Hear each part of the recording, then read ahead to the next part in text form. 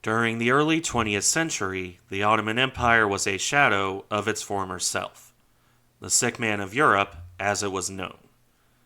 This extended to the Ottoman Navy, reduced to ordering foreign ships in an attempt to modernize. This would come back to bite them in late 1914. Two dreadnoughts, newly completed and awaiting delivery, were taken by the British. Winston Churchill ordered them to be seized, and the Ottomans were suddenly left rather empty-handed.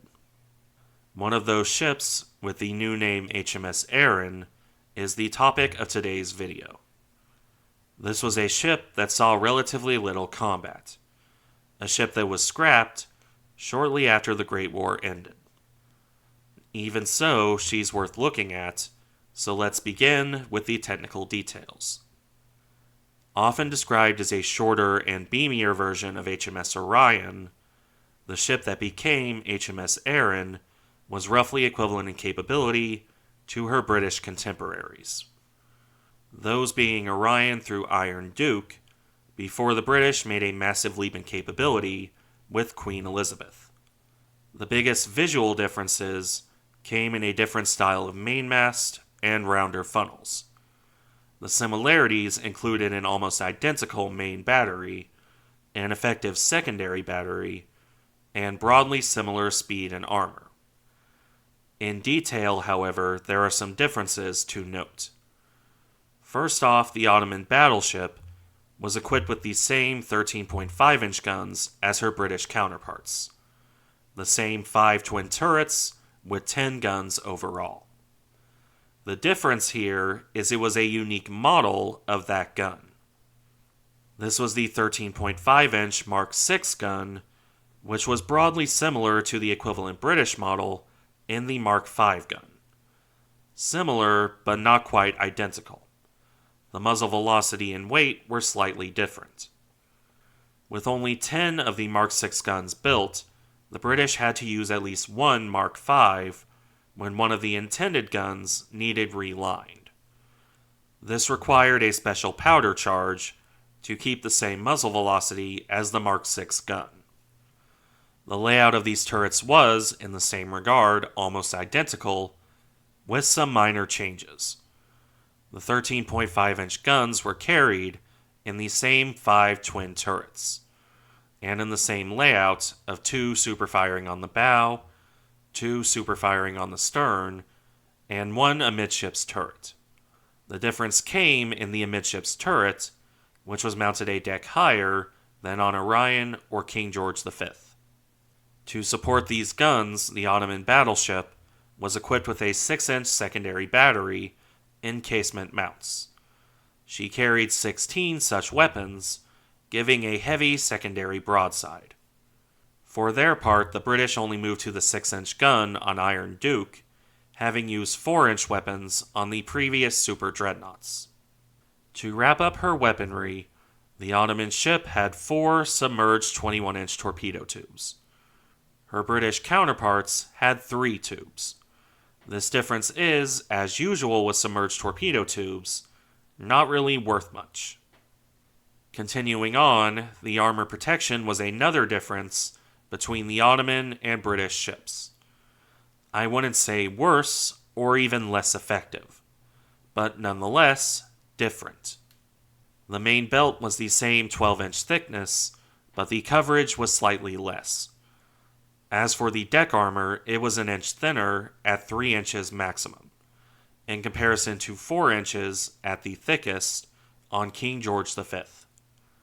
It was the barbettes where the biggest difference could be found, as these were 10 inches thick compared to 11 inches on the British battleships.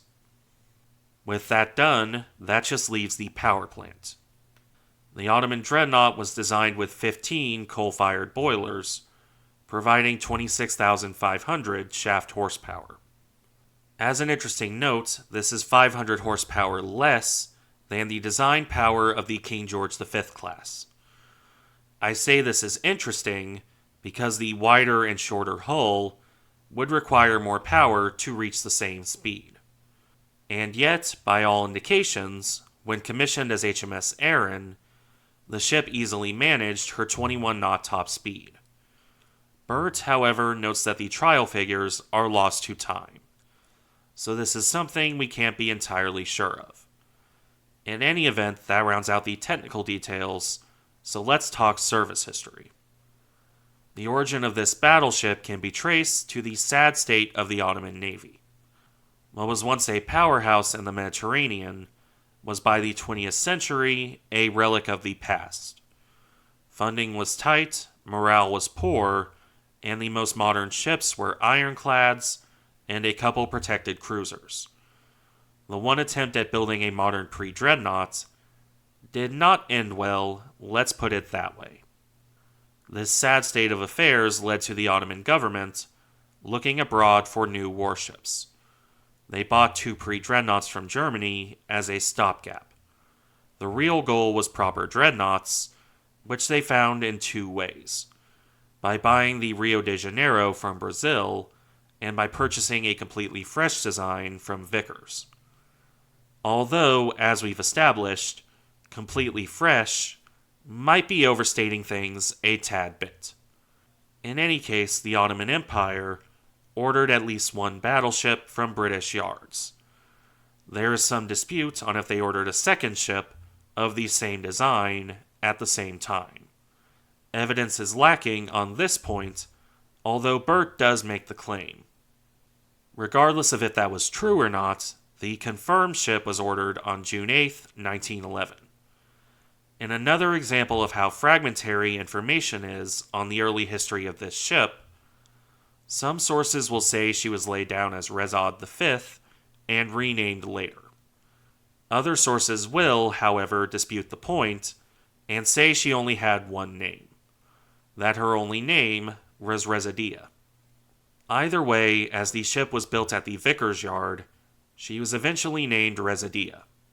The exact time she got the name doesn't matter, other than for historical notes. What does matter is that the construction process would prove to be rather slow. The ship was laid down on December 6, 1911, but she would only launch on September 3, 1913.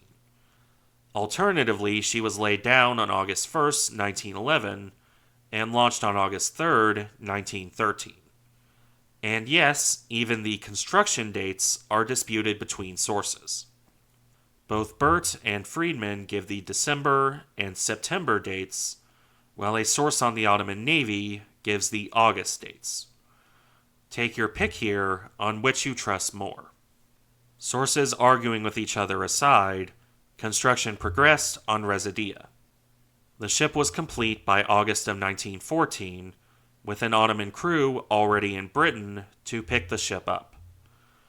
A similar crew was present for the other Turkish dreadnought, which was also completed in August. World events had overtaken things, however. To simplify a very complicated situation, the British, and in general anyone building for foreign powers, retains the right to seize whatever they're building in the event of war. Provided they pay proper compensation, of course, assuming they aren't taking something from the person they're at war with. That said, this doesn't require being at war with the country you're taking stuff from. It could be as simple as needing the ship for yourself, or as complicated as a concern that the other nation may end up at war with you. In the case of Rezadia and Sultan Osman I, the other dreadnought, it was actually both. The British were concerned about Ottoman leanings towards the Central Powers and looking for ways to increase their margin on the high seas fleet. The 2 Ottoman dreadnoughts and a nearly complete Chilean ship seemed too good to pass up. Having already delayed delivery in July 1914, the British went a step further and seized the ships in August. When it came to the Ottomans, this caused an immediate diplomatic incident. The ships had been partially funded by donations from basically every facet of Ottoman society, including schools. It is probably overstating things to say this led to the later Ottoman declaration of war.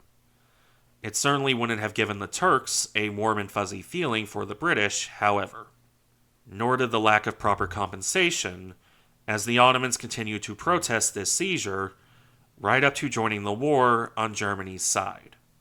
Regardless, with the new battleship in hand, the British promptly commissioned her as HMS Erin, an alternate name for Ireland, in late August 1914. Unfortunately, this is where her story gets distinctly less interesting, in common with many Royal Navy ships of her vintage. Erin would initially join with her fellow ex-Ottoman dreadnought, HMS Agincourt, in the 4th Battle Squadron of the Grand Fleet. The ship spent their time on working up and training duty, as did most of the Grand Fleet. This was especially important with Agincourt and Erin, as their interiors were distinctly different from the British standard. The crews had to get used to their new ships. This would continue until October 1914, at which point these ships were split up. Erin was transferred to the 2nd Battle Squadron at that time. This squadron included the 4 King George V class battleships, which Erin heavily resembled.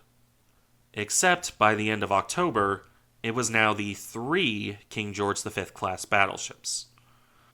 HMS Audacious had struck a mine and sank, and the broadly similar Erin was put into the squadron to replace her. It worked well enough, all told, as these ships were close enough in capability to patch over the minor differences. However, it didn't do much to change her service. Erin and her new comrades continued on patrols and training. The odd attempt to engage the Germans largely came to nothing, as the battle cruisers and lighter forces got all of the glory. Erin wasn't even sent to the Mediterranean at any point in the war.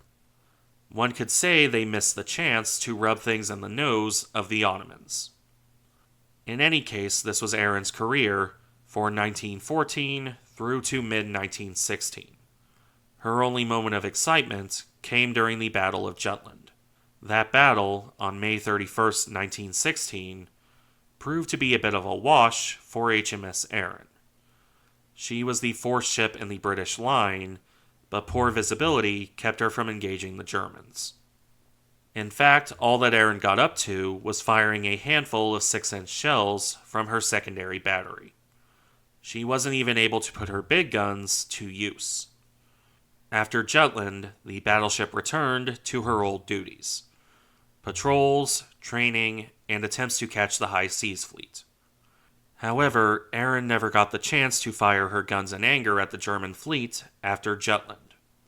While that does mean she wasn't overly worn out at the end of the war, it wouldn't cover her in glory either. When the end of the war came in 1918, Erin was quickly put in reserve. For 1919 through 1922, she operated as a gunnery training ship. The battleship was largely surplus to requirements, even at that point, and the British weren't quite sure what to do with her. Obviously, she wasn't going back to Turkey. At the same time, the Royal Navy also did not need Erin. It shouldn't come as a surprise, in light of this, that she was on the chopping block when the Washington Treaty came about. That treaty, in 1922, was Erin's end.